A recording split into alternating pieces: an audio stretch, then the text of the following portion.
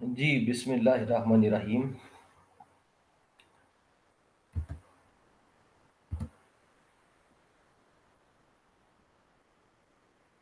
اردو تنقید کی روایت میں ہم ارسطو کے نظریات کو دیکھ رہے تھے۔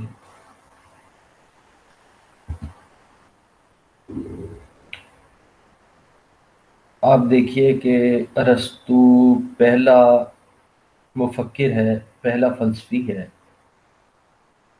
یونان کی تاریخ کا، جس نے یونان کو سائنسی انداز سے غور و فکر کی طرف مائل کیا۔ شاعری اور تنقید کی تاریخ میں ارسطو کا مقام اس لیے اہم ہے کہ غالباً پہلی بار ایک سائنسی اور غیر جذباتی ذہن نے اپنی تمام تر فلسفیانہ اور تجزیاتی تربیت کے ساتھ فن شاعری کا جائزہ لیا ہے اور شاعری کے بارے میں پائیدار نتائج اخذ کیے ہیں۔ شاعری اور تنقید کی تاریخ میں ارسطو کا مقام اس لیے اہمیت کا حامل ہے کہ غالباً پہلی بار ایک سائنسی اور غیر جذباتی ذہن نے اپنی تمام تر فلسفیانہ اور تجزیاتی تربیت کے ساتھ فن شاعری کا جائزہ لیا ہے اور شاعری کے بارے میں پائیدار نتائج اخذ کیے۔ اپنے کلچر کے تعلیمی مقاصد کی پیروی میں ارسطو کا شاعری کے بارے میں علم بھی بہت وسیع تھا۔ اس کی تحریروں سے رزمیہ شاعروں، ڈرامہ نویسوں اور فن شاعری کے ارتقاء اور نشو و نما کے وسیع مطالعے کا پتہ چلتا ہے، لیکن ایسی کوئی شہادت نہیں ملتی کہ اس نے خود شاعری میں طبع آزمائی کی۔ یعنی وہ شاعری کے فن کو تو بخوبی سمجھتا تھا اور شاعری کے فن پر اس نے ایک بھرپور کتاب لکھی، لیکن یہ شہادت نہیں ملتی کہ وہ خود شاعر بھی تھا۔ یعنی وہ خود شاعر، اس کے شاعر ہونے کی شہادت نہیں ملتی، لیکن اس نے فن شاعری پر ایک بسیط کتاب لکھی، ایک بھرپور کتاب لکھی، جس کا عنوان پوئٹکس ہے، بوتیقہ اسے کہا جاتا ہے، اور بوتیقہ کے تراجم اردو میں بھی ہوئے۔ سب سے پہلے آپ کو معلوم ہے مسلمانوں نے یونانی فلسفیوں کی کتب کو ٹرانسلیٹ کیا، اور یہ 10ویں صدی عیسوی کی بات ہے جب مسلمانوں نے یونانی فلسفیوں کی کتب کو اہمیت دی، ان کو عربی میں ٹرانسلیٹ کیا۔ جب ان کے عربی میں تراجم ہو گئے تو ظاہر ہے پھر بعد میں ان کے انگریزی میں بھی تراجم ہو گئے اور دنیا کی دیگر زبانوں میں بھی تراجم ہو گئے۔ تو ارسطو نے جو کتاب لکھی پوئٹکس، اس کا ترجمہ بوتیقہ کے نام سے اردو میں 3 لکھنے والوں نے کیا۔ سب سے پہلا ترجمہ جو ہے وہ اردو میں عزیز احمد نے کیا بوتیقہ کے نام سے۔ پھر 2 تراجم مزید ہوئے، ایک ڈاکٹر جمیل جالبی نے کیا، وہ بھی بوتیقہ کے نام سے ہے، اور ایک ترجمہ پوئٹکس کا شمس الرحمن فاروقی نے کیا۔ شمس الرحمن فاروقی صاحب کا ترجمہ شعریات کے نام سے شائع ہو کر منظر عام پر آیا۔ فن شاعری پر یہ ایک بھرپور کتاب ہے، بوتیقہ کے نام سے اردو میں معروف ہے۔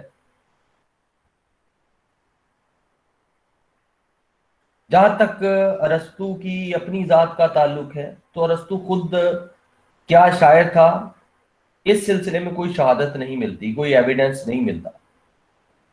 اس کی تحریر اور اسلوب کا یعنی جو لکھنے کا اس کا سٹائل تھا، شاعری کی تحریر اور اسلوب سے کوئی تعلق نہیں ہے۔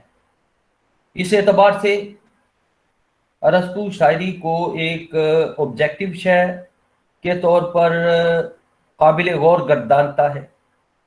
اس اعتبار سے ارسطو شاعری کو ایک معروضی شے کے طور پر، ایک معروضی لوازمے کے طور پر قابل غور گردانتا ہے، اور اس کا مطالعہ ویسے رویے کے ساتھ کرتا ہے جیسے طبیب کسی جسم کا مطالعہ کرتے ہیں۔ آپ کو معلوم ہے کہ ارسطو کہتا تھا ہر شے کا مطالعہ کرو، لیکن نہ تو اس کی تعریف جائز ہے اور نہ اس کے بارے میں حیران ہونا مناسب ہے۔ اور ارسطو یہ بھی کہتا تھا کہ افلاطون کے برعکس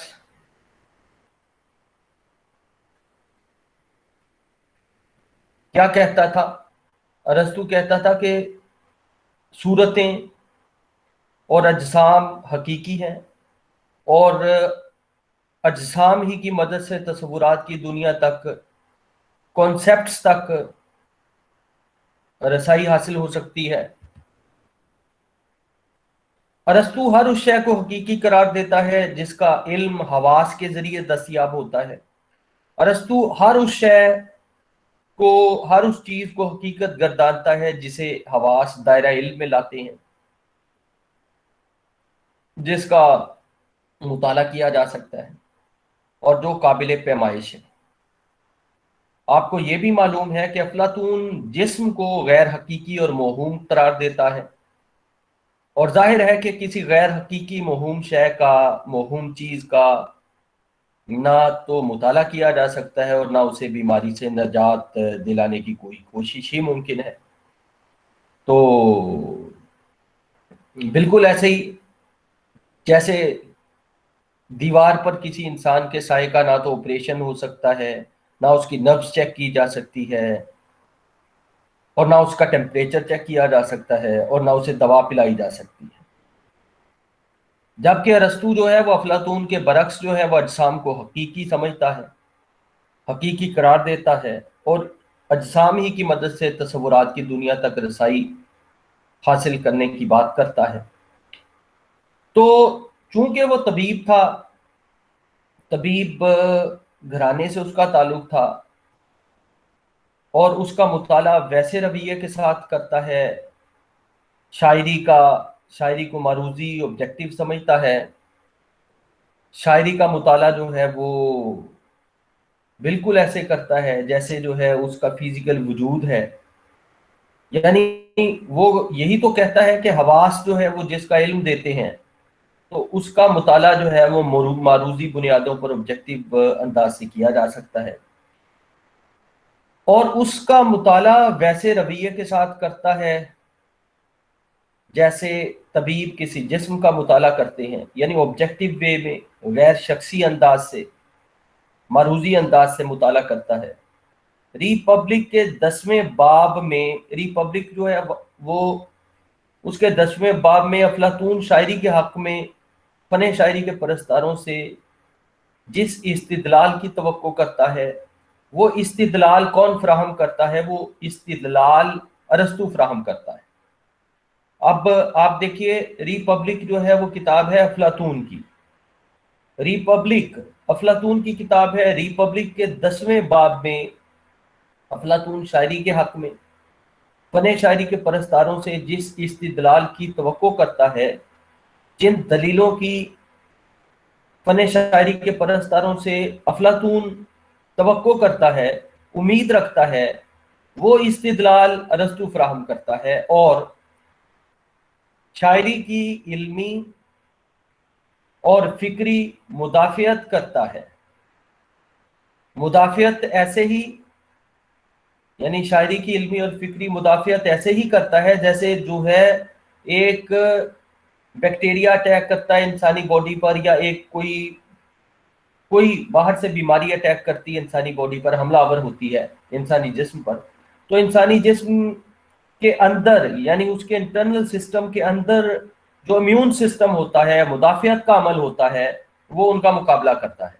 تو جب ریپبلک ریپبلک میں افلاطون شاعری کے حق میں فن شاعری کے پرستاروں سے جس استدلال کی توقع کرتا ہے، جس استدلال کی امید رکھتا ہے، وہ استدلال ارسطو فراہم کرتا ہے، اور شاعری کی علمی اور فکری مدافعت کرتا ہے۔ جیسے ہمارا جسم جو ہے، انسانوں کا جسم جو ہے، بیماریوں کے خلاف مدافعت کرتا ہے، ان کے خلاف جنگ کرتا ہے، یعنی باہر کے سپاہی ہیں اور ہماری باڈی کے اندر کے سپاہی ہیں، ہماری اندر کی باڈی کے سپاہی باہر کے سپاہیوں کے ساتھ جنگ کر کے ان کو شکست دے دیتے ہیں۔ ایسے ہی افلاطون جو ہے وہ فن شاعری کے پرستاروں سے ایک استدلال کی توقع کرتا ہے، اور وہ جس استدلال کی توقع کرتا ہے وہ استدلال ارسطو فراہم کرتا ہے، اور شاعری کی علمی اور فکری مدافعت کرتا ہے۔ ریپبلک کا شمار افلاطون کی ان بالغ نظر، ان میچور تصانیف میں ہوتا ہے جو اس نے اپنی عمر کے آخری برسوں میں تحریر کی تھی۔ تاہم یہ کہا جاتا ہے کہ شاعری کے بارے میں ارسطو کی تصنیف افلاطون کی زندگی میں تحریر نہیں ہوئی تھی، اور غالباً ارسطو نے اس موضوع پر اظہار رائے بھی نہیں کیا تھا۔ یہ امر اس لیے بھی توجہ طلب ہے، غور طلب ہے،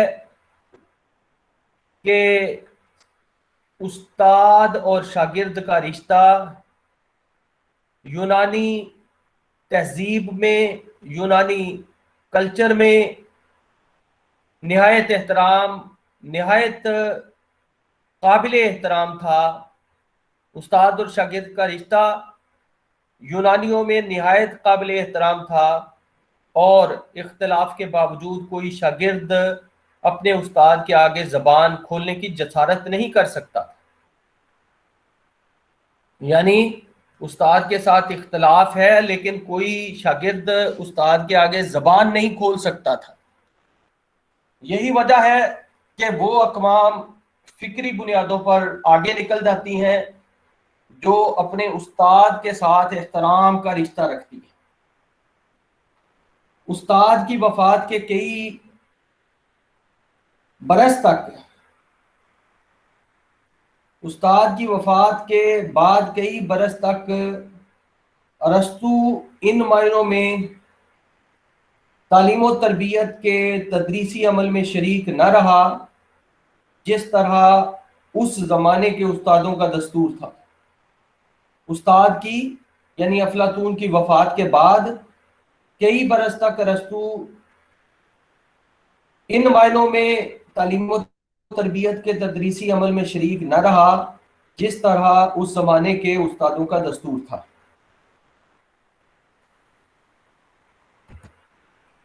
جس طرح اس زمانے کے استادوں کا دستور تھا، طریقہ کار تھا، تاہم وہ اس دوران میں سکندر کی تربیت پر معمور تھا، تاہم اس دوران میں وہ الیگزینڈر دی گریٹ کی تربیت پر معمور تھا، اور اس کی حکمرانی کے دنوں میں امور مملکت کے ساتھ وابستہ رہا تھا۔ یعنی سکندر اعظم جسے کہا جاتا ہے، وہ اس کی تعلیم و تربیت پر ارسطو معمور تھا، اور اس کی حکمرانی کے دنوں میں جو سلطنت کا انتظامی ڈھانچہ تھا، امور مملکت کے ساتھ وہ وابستہ تھا۔ 335 قبل مسیح میں ارسطو نے اپنا ایک الگ مدرسہ قائم کیا، یعنی ایک الگ سمجھ لیجیے یونیورسٹی قائم کی۔ جیسے افلاطون نے اکیڈمی نام کا ادارہ بنایا تھا اور تعلیم و تربیت وہاں کی جاتی تھی، اسی طرح ارسطو نے 335 قبل مسیح میں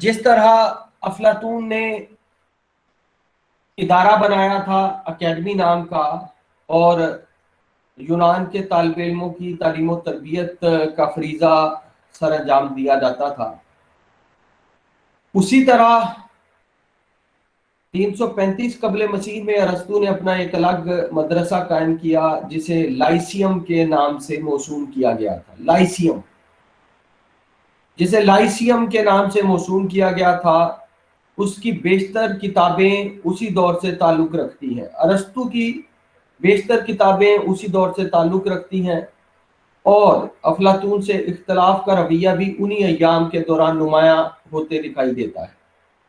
اس اعتبار سے سکندر اعظم کی یونانی سلطنت کے علمی رجحانات کی نمائندگی اکیڈمی اور لائسیم جیسی جامعات کرتی تھی۔ اس لحاظ سے سکندر اعظم کی یونانی سلطنت کے علمی رجحانات کی نمائندگی اکیڈمی اور لائسیم جیسے ادارے کرتے تھے۔ اب ہم ارسطو ہی کے سلسلے میں دیکھتے ہیں کہ ارسطو اشیاء کے بارے میں کیا نظریہ رکھتا ہے۔ اشیاء کے بارے میں ارسطو کا نظریہ ہے کہ اشیاء فریب ذہن نہیں ہے، ذہن کا فریب نہیں ہے، بلکہ حقیقی ہے۔ یعنی فریب وہ ہوتا ہے آپ جسے دھوکہ کہتے ہیں، یعنی ایلیوژن، یعنی ایک چیز جو ہے ریالٹی میں تو نہیں ہے لیکن آپ نے اسے مان لیا۔ لیکن ارسطو جو ہے وہ چیزوں کو، اجسام کو، اشیاء کو حقیقی سمجھتا ہے، ریئل سمجھتا ہے، اور ہر چند کے ان کا تعلق عالم حوادث سے ہے جو بدلتا ہے۔ یعنی حادثات ہوتے رہتے ہیں، جیسے ہماری باڈی کے اندر، ہمارے جسم کے اندر سیلز جو ہیں، خلیات جو ہیں، وہ ٹوٹتے ہیں اور نئے بنتے ہیں۔ اسی طرح یہ عالم موجودات جو ہے یہ عالم حوادث بھی ہے، اور عالم حوادث جو ہے وہ بدلتا رہتا ہے، تغیر کے عمل کے تابع ہے۔ تغیر یعنی تبدیلی، تبدیلی کے عمل کے تابع ہے۔ کون تابع ہے؟ عالم موجودات۔ لیکن وہ عالم موجودات کو تغیر کے عمل کے تابع قرار دیتا ہے، لیکن اس کے ساتھ ساتھ وہ اسے ریئل مانتا ہے، حقیقی مانتا ہے، اور فنا اور بقا کے ساتھ اس کا تعلق ہے۔ یعنی فنا بھی اس کے ساتھ ہے اور بقا بھی اس کے ساتھ ہے۔ اشیاء کے ساتھ اس کا رویہ، اس کا رشتہ جامد اور بے معنی نہیں ہے۔ یعنی ارسطو کا نظریہ ہے کہ اشیاء فریب ذہن نہیں ہے بلکہ حقیقی ہے۔ عالم موجودات فریب ذہن نہیں ہے، ذہن کا فریب نہیں ہے، دھوکہ نہیں ہے، بلکہ ریئل ہے، حقیقی ہے۔ اشیاء اس تغیر پذیر، اشیاء یا چیزیں یا عالم موجودات اس تغیر پذیر عالم حوادث کے، عالم حوادث وہ دنیا جس میں حادثات ہوتے رہتے ہیں، اشیاء اس تغیر پذیر یعنی جو بدلنے والا عالم حوادث ہے، اشیاء اس تغیر پذیر عالم حوادث کے ساتھ خود بھی بدلتی ہیں، اور اس طرح اشیاء کی نشو و نما کا عمل بھی ظاہر ہوتا ہے۔ اشیاء جامد نہیں ہے، ساکت نہیں ہے، اسٹیٹک نہیں ہے، بلکہ ایک ارتقائی عمل سے گزرتی ہے۔ اس تکوینی عمل کے دو مقام ہونا اور ہو جانا ہے۔ اس تکوینی عمل کے دو مقام ہونا اور ہو جانا ہے۔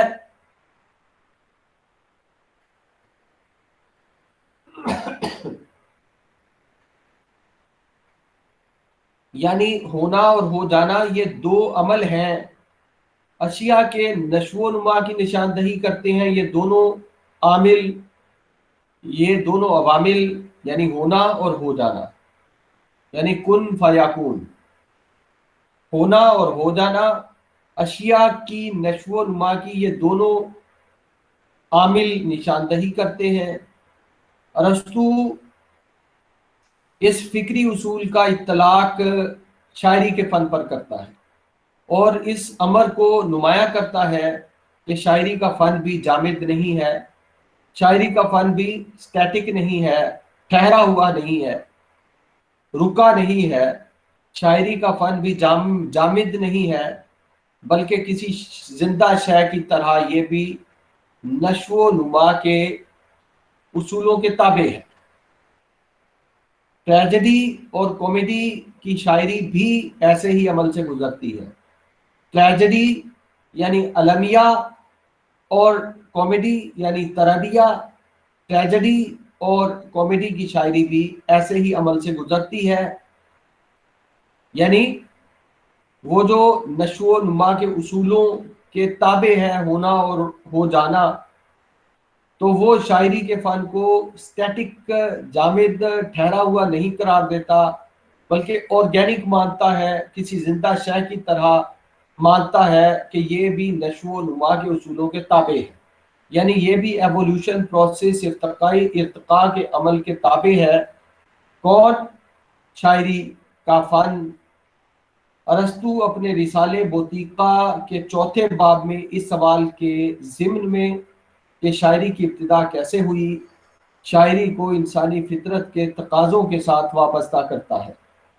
شاعری کو ہیومن نیچر کے تقاضوں کے ساتھ وابستہ کرتا ہے۔ اس کا کہنا ہے کہ انسان اپنے بچپن میں نقل کے ذریعے سیکھتا ہے اور یہی وصف انسان کو دوسرے جانداروں سے الگ کرتا ہے۔ اس کے علاوہ انسانی فطرت کا ایک دوسرا وصف یہ ہے کہ انسان کسی شے کی ہو بہو شکل کو دیکھ کر مسرت محسوس کرتا ہے۔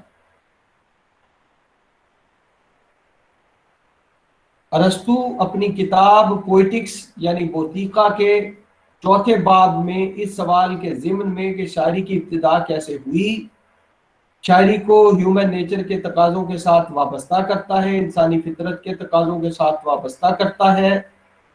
اس کا کہنا ہے کہ انسان اپنے بچپن میں نقل کے ذریعے سیکھتا ہے اور یہی وصف انسان کو دوسرے جانداروں سے الگ کرتا ہے، یعنی انسان آموزش کے عمل سے گزرتا ہے، سیکھنے کے عمل سے گزرتا ہے۔ بچپن میں وہ نقل کر کے سیکھتا ہے، نقل کے ذریعے سیکھتا ہے، اور وہ کہتا ہے کہ یہی وہ وصف خاص ہے جو انسان کو دوسرے جانداروں سے الگ کرتا ہے۔ اس کے علاوہ انسانی فطرت کا ایک دوسرا وصف یہ ہے کہ انسان کسی شے کی ہو بہو شکل کو دیکھ کر مسرت محسوس کرتا ہے، خوشی محسوس کرتا ہے، خواہ یہ ہو بہو شکل عام حالات میں کتنی ہی بدنما، کتنی ہی بھدی کیوں نہ ہو۔ مردہ جسموں کی ہو بہو تصویر یا دیکھنے پر تکلیف دہ نظر آنے والے جانداروں کی تصویر ایسے منظر ہیں جن کو انسان دیکھتا ہے اور ان کے ہو بہو عکس ہونے کی بنا پر مسرت پاتا ہے۔ ارسطو کے مطابق یہ ایک ایسا وصف ہے جسے انسانی فطرت کا جزو قرار دیا جا سکتا ہے، یعنی اسے وہ انسانی فطرت کا جزو جو ہے وہ قرار دینے والی بات کی طرف لے جاتا ہے، کیونکہ انسان کسی شے کے بارے میں جان کر خوش ہوتا ہے، کیونکہ انسان کسی شے کے بارے میں علم حاصل کر کے جانکاری حاصل کر کے خوش ہوتا ہے، اور یوں خوش ہونا اس کی طبیعت میں ہے۔ اسے صرف فلاسفروں ہی کے ساتھ محدود نہیں کیا جا سکتا، کیونکہ ساری انسانیت ہی میں ایسا وصف مشترک ہے۔ یعنی آپ یہ نہیں کہہ سکتے کہ ایسا صرف جو ہے وہ فلسفیوں تک ہی محدود ہے، وہ اس لیے کہ ساری انسانیت ہی میں ایسا وصف مشترک ہے، ایسے کریکٹرسٹکس پوری انسانیت ہی میں پائے جاتے ہیں۔ یعنی یہ بات جو ہے یہ ذہن نشین کرنے والی بات ہے۔ نقل کرنا اور نقل سے سیکھنا اور کسی شے کے ہو بہو عکس کو دیکھ کر محظوظ ہونا انسان کی فطرت میں ہے۔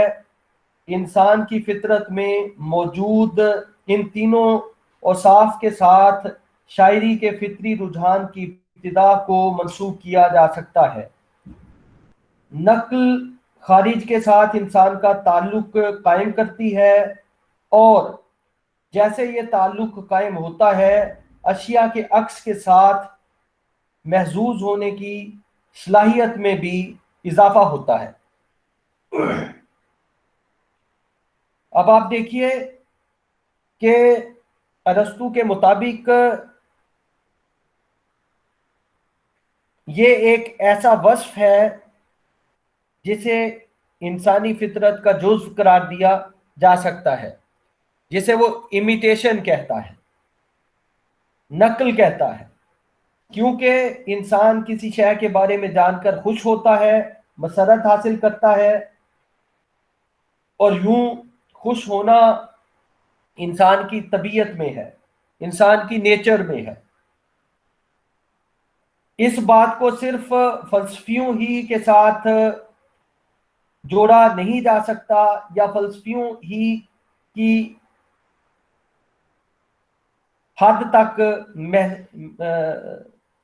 مخصوص نہیں کیا جا سکتا، کیونکہ ساری انسانیت ہی میں ایسا وصف مشترک ہے، کامن ہے، ایسے کریکٹرسٹکس ساری انسانیت ہی میں موجود ہیں۔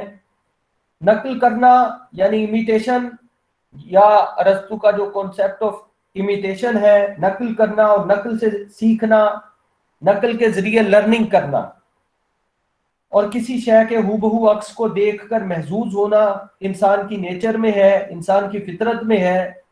انسان کی نیچر میں، انسان کی فطرت میں موجود ان تینوں اوصاف کے ساتھ شاعری کے فطری رجحان کی ابتدا کو منسوب کیا جا سکتا ہے۔ نقل خارج کے ساتھ انسان کا تعلق قائم کرتی ہے، یعنی امیٹیشن، نقل جو ہے وہ باہر کی دنیا کے ساتھ انسان کا تعلق قائم کرتی ہے، اور جیسے یہ تعلق قائم ہوتا ہے اشیاء کے عکس کے ساتھ محظوظ ہونے کی صلاحیت میں بھی اضافہ ہوتا ہے۔ یعنی انسان جو ہے اشیاء کے عکس کے ساتھ محظوظ ہوتا ہے، مسرت حاصل کرتا ہے، اور یہ محظوظ ہونے کی صلاحیت میں بھی اضافہ ہوتا ہے۔ اس حوالے سے ارسطو نقل کو انفعالی کیفیت کے بجائے فطری اور اکتسابی قرار دیتا ہے۔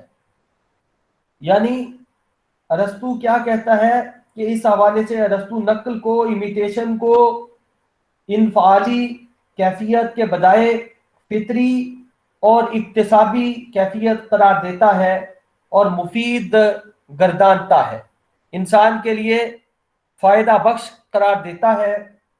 ارسطو کا کہنا ہے کہ انسان نے اپنے اس فطری رجحان کو ایک متوازن صورت دی، آہنگ اور وزن کا اضافہ کیا، اور جوں جوں ضرورت پڑی مزید اضافہ کرتا رہا، یہاں تک کہ وہ خود وہ فن، وہ آرٹ وجود میں آ گیا جو شاعری کے نام سے موسوم ہے۔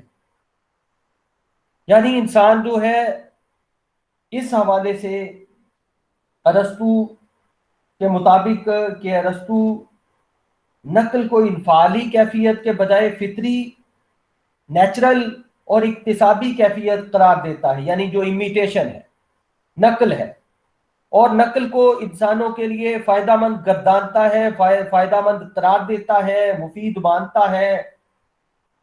ارسطو کا کہنا ہے کہ انسان نے اپنے اس فطری رجحان کو ایک متوازن صورت دی، آہنگ اور وزن کا اضافہ کیا، اور جوں جوں ضرورت پڑی مزید اضافہ کرتا رہا، یہاں تک کہ وہ فن، وہ آرٹ وجود میں آ گیا جو شاعری کے نام سے موسوم ہے۔ اب جو ہے آہنگ کا اضافہ انسان نے کیا، نیچر کی اس نے نقل کی، اور نقل انسان کے لیے جو ہے وہ مفید ہے، وہ اسے جو ہے وہ فائدہ مند قرار دیتا ہے، اور انسان نے اپنے اس فطری رجحان کو یعنی نقل کے رجحان کو ایک بیلنس صورت دے دی، متوازن صورت دے دی، اور پھر اس میں ردم کا، آہنگ کا اور وزن کا اضافہ کیا، اور جوں جوں ضرورت پڑی مزید اضافہ کرتا رہا، یہاں تک کہ وہ فن یعنی آرٹ وجود میں آ گیا، جسے شاعری کے نام سے موسوم کیا جاتا ہے، یا جسے شاعری کا نام دیا جاتا ہے۔ وہ فن جو ہے وہ وجود میں آ گیا۔ یہ دیکھیے 335 قبل مسیح میں لائسیم جیسا ادارہ بنانے والا شخص جو ہے یہ باتیں وہ کر رہا ہے، یعنی شاعری کا فن جو ہے وہ قبل مسیح میں ہی وجود میں آ گیا، جس میں آہنگ بھی ہے، جس میں وزن بھی ہے، جس میں وہ فطرت کی نیچر کی نقل بھی کرتا ہے، اور پھر اپنی طرف سے جو اسے صلاحیت ودیت ہوئی ہے قدرت کی طرف سے، وہ کریشن کی قوت ہے، تو وہ اگر کسی چیز کی نقل کرتا ہے تو اس کو ہو بہو کیمرے کی آنکھ سے جو ہے وہ عکس بند نہیں کر دیتا، بلکہ وہ اپنے تخلیقی بیہیویئر کو استعمال کرتے ہوئے، کریٹیو ایکسپوئر کو استعمال کرتے ہوئے اس کو اپنے انداز سے جو ہے ریکریٹ کرتا ہے۔ یعنی وہ ہو بہو نقل نہیں کرتا کہ وہ نقل جو ہے وہ سٹیٹک ہو، وہ ساکت ہو، وہ ٹھہری ہوئی نقل ہو، بلکہ اس نقل میں وہ اپنے ادراک کو شامل کر کے، اپنے تخلیقی عمل کو شامل کر کے، اپنے کریٹیو ایکسپوئر کو شامل کر کے اس کو ایک نیا روپ دے دیتا ہے۔ شاعری کے اس طرح وجود میں آنے کے بعد شاعروں کی طبیعت کے مطابق شاعری سنجیدہ اور غیر سنجیدہ موضوعات میں تقسیم ہو گئی۔ یعنی ایک شاعری جو ہے جسے آپ سنجیدہ شاعری کہتے ہیں، اور ایک دوسری شاعری ہے جسے آپ بھانڈوں کی شاعری کہتے ہیں، مزاحیہ شاعری کہتے ہیں، وغیرہ وغیرہ۔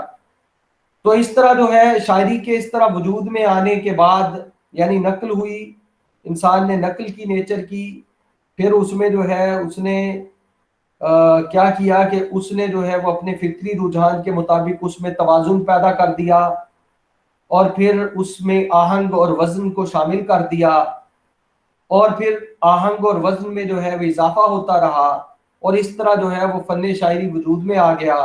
شاعری کے اس طرح وجود میں آنے کے بعد شاعروں کی طبیعت کے مطابق شاعری سنجیدہ اور غیر سنجیدہ موضوعات میں تقسیم ہو گئی، یعنی کہا جانے لگا کہ یہ سنجیدہ شاعری ہے اور یہ غیر سنجیدہ شاعری ہے۔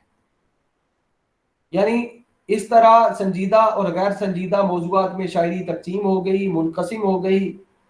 جن شاعروں نے سنجیدہ اشخاص اور واقعات کے بارے میں لکھا، وہ غیر سنجیدہ شاعری کے اشخاص اور واقعات سے الگ قرار پائے، اور وقت کے گزرنے کے ساتھ ساتھ رزمیہ شاعری، ٹریجڈی اور کامیڈی کے فن ظاہر ہوئے۔ یعنی شاعری کو جو ہے وہ ڈیفرنٹ زمروں میں تقسیم کر دیا گیا، یعنی شاعری کی درجہ بندی کر دی گئی۔ کہا گیا یہ رزمیہ شاعری ہے، یہ ٹریجڈی ہے، اور یہ کامیڈی ہے۔ ظاہر ہے کامیڈی میں جسے آپ مزاحیہ شاعری کہتے ہیں، اور ٹریجڈی میں جس میں الم ہوتا ہے، غم ہوتا ہے، اور رزمیہ شاعری یعنی رزمیہ شاعری، ٹریجڈی اور کامیڈی، یعنی ایپک، ٹریجڈی اور کامیڈی۔ یعنی رزمیہ شاعری میں تو انسان کا ظاہر باطن خارج ہر چیز آ جاتی ہے، اور ٹریجڈی میں صرف الم آتا ہے، اور کامیڈی میں صرف خوشی آتی ہے، مسرت کے لمحات ہوتے ہیں۔ جن کے اوزان مختلف تھے، جن کا ردم مختلف تھا، اور جو بیانیہ بھی تھے، یعنی آپ ان کے نیریشن کو لے کر بات کریں تو رزمیہ شاعری، ٹریجڈی اور کامیڈی، اب ان کے اوزان مختلف تھے، مطلب ان کا ردم مختلف تھا، اور یہ سارے بیانیہ انداز میں تھے، اور جن میں مکالموں کا استعمال بھی تھا۔ یعنی رزمیہ شاعری ایپک میں بھی مکالموں کا استعمال تھا، ٹریجڈی میں بھی مکالموں کا استعمال تھا، اور کامیڈی میں بھی مکالموں کا استعمال تھا۔ یعنی بیانیہ نیریشن بھی تھی، اس میں وزن بھی تھا، اور مکالمے بھی تھے۔ یہ قبل مسیح کی بات ہے، یہ آج کی شاعری کی بات نہیں ہے۔ آج کی شاعری میں مکالمات جو ہے اس طرح سے نہیں ہوتے، آپ کو معلوم ہے۔ ارسطو کا کہنا ہے یعنی جو ماضی میں قبل مسیح میں شاعری ہوتی تھی اس میں ڈرامہ جو ہے وہ لکھا جاتا تھا، لیکن ڈرامہ شاعری کی شکل میں ہوتا تھا، ریدم میں ہوتا تھا. اس میں رزمیہ شاعری بھی ہوتی تھی، جیسے ہومر جیسا شاعر جو ہے اس کی جو ہے وہ 2 کتابیں جو ہے وہ بہت اہمیت کی حامل ہے. ہومر کی، یہ بھی قبل مسیح کا انسان ہے، اور ہومر نے ایپک لکھی. اچھا، رزمیہ شاعری، ٹریجڈی اور کامیڈی کے فن ظاہر ہوئے جن کے اوزان مختلف تھے، ردم مختلف تھے، اور جو بیانیہ بھی تھے اور جن میں مکالموں کا استعمال بھی تھا. ارسطو کا کہنا ہے کہ ٹریجڈی کی جو حیت اس کے زمانے میں مقبول ہے وہ ایک لمبے عرصے کی نشو و نما کا نتیجہ ہے. یعنی وہاں بھی ایوولوشن پروسیس کا نتیجہ اس نے قرار دیا ہے. یعنی ارسطو کے زمانے میں بھی شاعری جو ہے وہ ہوتی تھی، اور وہ شاعری جو ہے وہ ارتقائی عمل سے گزرتی رہی، اور ارسطو سے نہ جانے کتنا عرصہ پہلے سے یہ شاعری ہو رہی تھی. اب آپ دیکھیے، ایسیکلس نے ٹریجڈی میں 2 کردار شامل کیے اور کورس کو مقابلتاً کم کر دیا. ایسیکلس نے ٹریجڈی میں 2 کردار شامل کیے اور کورس کو مقابلتاً کم کر دیا، مکالموں میں اضافہ اور ٹریجڈی میں ان کی مرکزی اہمیت کو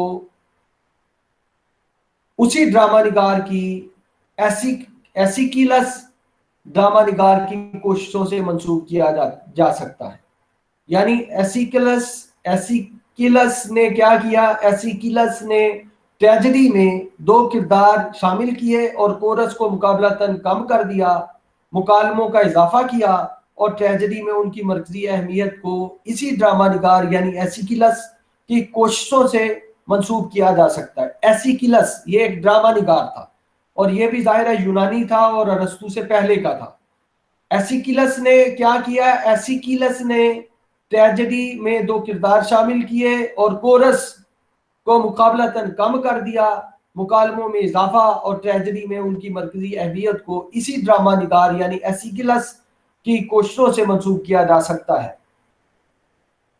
ٹریجڈی میں تیسرے کردار کا اضافہ جو ہے وہ سوفوکلیز نے کیا. یعنی ٹریجڈی میں تیسرے کردار کا اضافہ سوفوکلیز، یہ بھی ظاہر ہے ارسطو سے پہلے کا رائٹر تھا، اس نے جو ہے وہ ٹریجڈی کے تیسرے کردار کا اضافہ کیا تھا، اور اس رائٹر کا نام سوفوکلیز تھا. سوفوکلیز. اسی طرح ڈرامے کو لوگوں میں پیش کرنے کی ضرورت کے پیش نظر واقعات کی تعداد بھی بڑھتی گئی اور مزید ایکٹس میں اضافہ ہوتا رہا. اب میں نے آپ کو بتایا کہ یہ جو ارسطو کا دور ہے، اس دور میں شاعری ہوتی تھی مگر ڈرامے کی شکل میں. یعنی ڈرامہ جو ہے وہ نثر میں نہیں لکھا جاتا تھا، ڈرامے کو نظم میں لکھا جاتا تھا. یہ پہلے ایسیکلس جیسا رائٹر جو ہے وہ ٹریجڈی میں 2 کرداروں کا اضافہ کرتا ہے اور کورس کو مقابلتاً کم کر دیتا ہے، مکالموں میں اضافہ اور ٹریجڈی میں ان کی مرکزی اہمیت کو ایسیکلس ڈرامہ نگار کی کوششوں سے منسوب کیا جا سکتا ہے. ٹریجڈی میں تیسرے کردار کا اضافہ سوفوکلیز نے کیا تھا. اسی طرح ڈرامے کو لوگوں میں پیش کرنے کی ضرورت، یعنی ڈرامہ آپ کو پتا ہے کہ کر کے دکھایا جاتا تھا، یعنی ایکٹ کیا جاتا تھا. ڈرامے کا مطلب ہی ہوتا ہے کر کے دکھانا. اسی طرح ڈرامے کو لوگوں میں پیش کرنے کی ضرورت کے پیش نظر واقعات کی تعداد بھی بڑھتی گئی، یعنی واقعات ان کی تعداد بھی بڑھتی گئی اور مزید ایکٹس میں اضافہ ہوتا رہا. ایسا ہی عمل کامیڈی میں بھی ہوا. رزمیہ شاعری یعنی ایپک پوئٹری کی نشو و نما کو بھی ٹریجڈی کے حوالے سے پہچانا جا سکتا ہے، لیکن دونوں میں فرق صرف اتنا ہے کہ ٹریجڈی ڈرامائی طرز اظہار ہے. اب ٹریجڈی میں اور آپ کو ایپک میں فرق جو ہے وہ کرنا ہے. دیکھیے، ٹریجڈی ڈرامائی طرز اظہار ہے اور رزمیہ شاعری ایپک میں ڈرامائی طریقہ کار کا استعمال نہیں ہوتا. ایپک جو ہے، جو ایپک پوئٹری ہے، ایپک پوئٹری بھی ٹریجڈی ہی کی طرح ہے، لیکن ٹریجڈی میں ڈرامہ ہوتا ہے، ایپک میں ڈرامہ نہیں ہوتا، لیکن زندگی کی ساری جو कठिनाइयां हैं, जिंदगी के सारे जोखिम हैं, इंसान की फितरत है, इंसान की नेचर है, इंसान की जो खबासतें हैं, इंसान की अच्छाइयां हैं, इंसान की बुराइयां हैं, जो खैर व शर के मामलात हैं, ये जो यूनिवर्सल मामलात हैं इंसान के, वो सारे एपिक का मौजू बनते हैं। लेकिन एपिक जो है वो ड्रामाई इजहार नहीं है। ट्रेजेडी जो है वो ड्रामे की शक्ल में होती थी, एपिक जो है वो ड्रामे की शक्ल में नहीं होती थी। अब आप देखिए कि एपिक जो है रज़मिया नज्म है, तवील नज्म होती है, लेकिन जिंदगी के सारे मौजूआत इसमें आ जाते हैं। इसमें ट्रेजेडी भी आ जाती है, लेकिन जाहिर है कि रज़मिया में ड्रामा नहीं होता था, यानी रज़मिया को ड्रामाई फॉर्मेट में पेश नहीं किया जाता था। अब आप देखें कि एक जो है वो फॉर्म ऑफ पोइट्री जो है वो ट्रेजेडी है, और ये भी जो है वो यूनान की पैदावार है, और दूसरी फॉर्म ऑफ पोइट्री जो है वो एपिक है। लेकिन एपिक में ड्रामाई यानी ड्रामे की तरह एपिक को स्टेज पर परफॉर्म नहीं किया जाता था। यूनान में जो ट्रेजेडी थी उसको स्टेज पर परफॉर्म करके पेश किया जाता था, यानी मुख्तलिफ किरदार स्टेज पर आते थे और वो सारा करके दिखाते थे। लेकिन रज़मिया जो है, रज़मिया यानी एपिक पोएट्री, एपिक पोएम, रज़मिया को एपिक को ट्रेजेडी में बखूबी समोया जा सकता है, मगर एपिक ट्रेजेडी के तरीके इजहार की मुतहम्मल नहीं हो सकती। यानी एपिक को आप ड्रामे की शक्ल में जो है वो स्टेज पर जो है वो नहीं पेश कर सकते। देखिए, स्टेज के अपने तकाजे होते हैं, यानी ड्रामे के अपने तकाजे होते हैं, और एपिक पोइट्री के अपने तकाजे और अपना फॉर्मेट होता है। अब पोइटिक्स के चौथे बाब में अरस्तु शायरी को इंसानी फितरत का बुनियादी तकाजा तस्वुर करते हुए शायर उसके खारिज के माबैन एक बराह रास्त अफादी ताल्लुक कायम करता है। बोतीका के पोइटिक्स के चौथे बाब में अरस्तु शायरी को इंसानी फितरत का, ह्यूमन नेचर का बुनियादी तकाजा तस्वुर करते हुए शायर और उसके खारिज के माबैन एक बराह रास्त अफादी ताल्लुक कायम करता है, यानी शायर और उसके एक्सटर्नल यानी जो बाहरी दुनिया है, जो सामने की दुनिया है, यानी एक इंसान के अंदर की दुनिया होती है, एक जिसे बातनी दुनिया कहते हैं, और एक खारजी कायनात होती है। तो खारजी कायनात शायर और उसके खारिज के माबैन एक बराह रास्त फायदे के ताल्लुक को कायम करता है, और ऐसा करते हुए शायरी के दायरे में हर मौजू को शामिल करता है, खाह ये मौजू या मौजूआत कितने ही बदनुमा, मकरूह और मजे का केस क्यों ना हो। अरस्तु क्या करता है? अरस्तु पोइटिक्स, अपनी किताब पोइटिक्स के चौथे बाब में शायरी को इंसानी फितरत का बुनियादी तकाजा तस्वुर करते हुए शायर और उसके खारिज के माबैन एक बराह रास्त फायदे का ताल्लुक कायम करता है, और ऐसा करते हुए शायरी के दायरे में हर मौजू को शामिल करता है, खाह ये मौजूआत कितने ही बदनुमा, मकरूह और मज़ीका खेज क्यों ना हो। शायरी की अफादियत उसकी नज़र में शायर की अक्स गरी पर मुनहसर है, और जिस कदर मुकम्मल अक्स होगा उसी कदर कामयाब उस अक्स से पैदा होने वाली मसरत होगी, खुशी होगी। ताहम ऐसी अक्स गरी अफलातून के आईने की अक्स गरी नहीं है, क्योंकि ये अक्स फर्जी नहीं बल्कि हकीकी है, और इसकी अपनी एक वाज़े हैत है। इसमें किरदार शामिल है, वाक़यात शामिल है, इसकी अपनी बहर है, इसके अल्फाज का अपना उतार चढ़ाव है, जीरो बम है, और इसे आसानी के साथ एक्ट्स में भी तकसीम किया जा सकता है। यानी ये इतने एक्ट का प्ले है, ये इतने एक्ट का ड्रामा है, इसे आसानी के साथ एक्ट्स में भी तकसीम किया जा सकता है। अरस्तु ان دلائل کے ساتھ اس امر کی طرف اشارہ کرتا ہے کہ شاعری کی عکس گری ایک آبجیکٹو حیت ہے، ایک معروضی حیت ہے، ایک معروضی شکل رکھتی ہے، اور یہ حیت جامد نہیں ہے، یہ فارمیٹ جامد نہیں ہے۔ حیت کو آپ فارمیٹ سمجھ لیجیے، یہ فارمیٹ اور یہ حیت اور یہ فارمیٹ جامد نہیں ہے، ٹھہرا ہوا نہیں ہے، بلکہ نشو و نما پاتا رہتا ہے۔ یعنی یہ فارمیٹ نشو و نما پاتا رہتا ہے، یعنی یہ حیت ارتقاء کے عمل سے گزرتی رہتی ہے، حیات پاتی رہتی ہے، اور ضرورت کے تحت اس میں اضافہ بھی ممکن ہے۔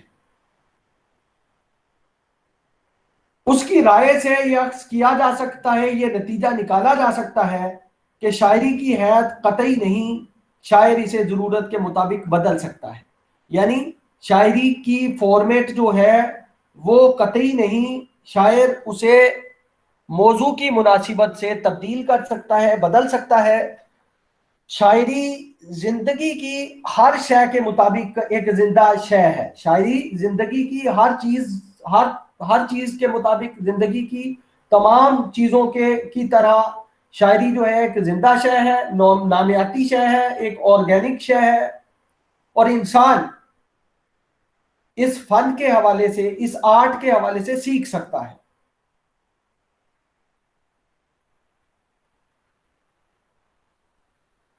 ارسطو اپنی کتاب بوتیکا یعنی پوئٹکسی کے چوتھے باب میں ارسطو نے بیان کیا ہے، اسی چوتھے باب میں بیان کیے گئے خیالات کو ایک اور طرح بھی زیر بحث لایا جا سکتا ہے۔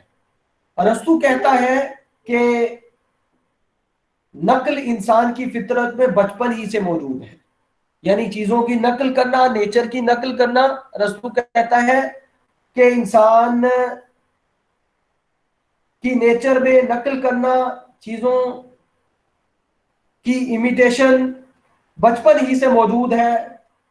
پھر وہ دوسری بات یہ کرتا ہے کہ دوسرے جانداروں کے مقابلے میں انسان میں نقل اتارنے یعنی نقل کرنے یا کسی کی نقل اتارنے کی خصوصیت زیادہ نمایاں ہے، یعنی دوسرے جانداروں سے زیادہ جو ہے یہ صلاحیت انسان میں ہے۔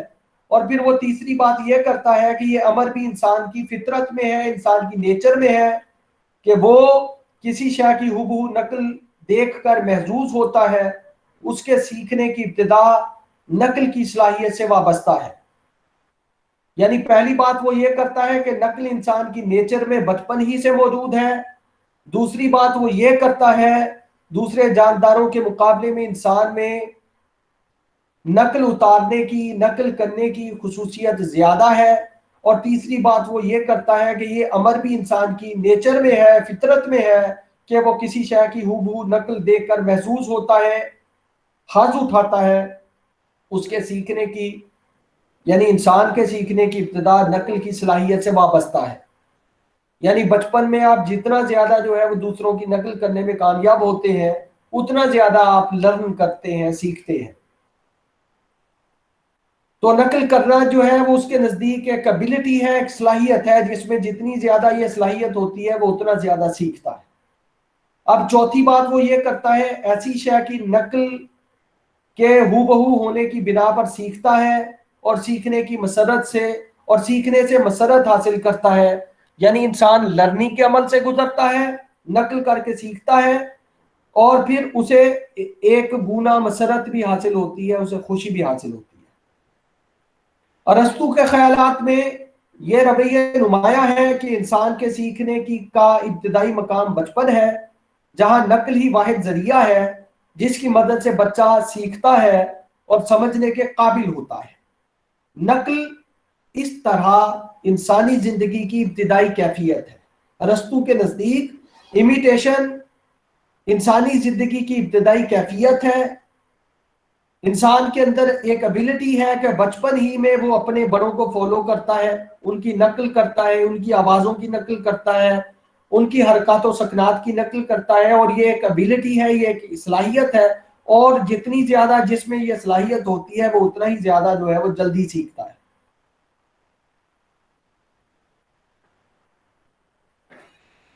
ارسطو کے خیالات میں یہ رویہ نمایاں ہے کہ انسان کے سیکھنے کا ابتدائی مقام بچپن ہے، جہاں نقل ہی واحد ذریعہ ہے جس کی مدد سے بچہ سیکھتا ہے اور سمجھنے کے قابل ہوتا ہے. اور انسان زبان بھی جو ہے وہ بچپن میں نقل ہی کے ذریعے سیکھتا ہے. وہ آوازیں سنتا ہے، پھر ان آوازوں کی نقل کرنے کی کوشش کرتا ہے اور اس طرح وہ سیکھتا ہے. نقل اس طرح انسانی زندگی کی ابتدائی کیفیت ہے. کسی شے کی ہو بہو نقل ان معنوں میں نقل نہیں ہے جس طرح بچہ نقل کی مدد سے سیکھنے اور سمجھنے کے قابل ہوتا ہے. ہو بہو نقل ایک الگ شے ہے اور اس کے ذریعے نقل ایک فن کے طور پر ظاہر ہوتی ہے.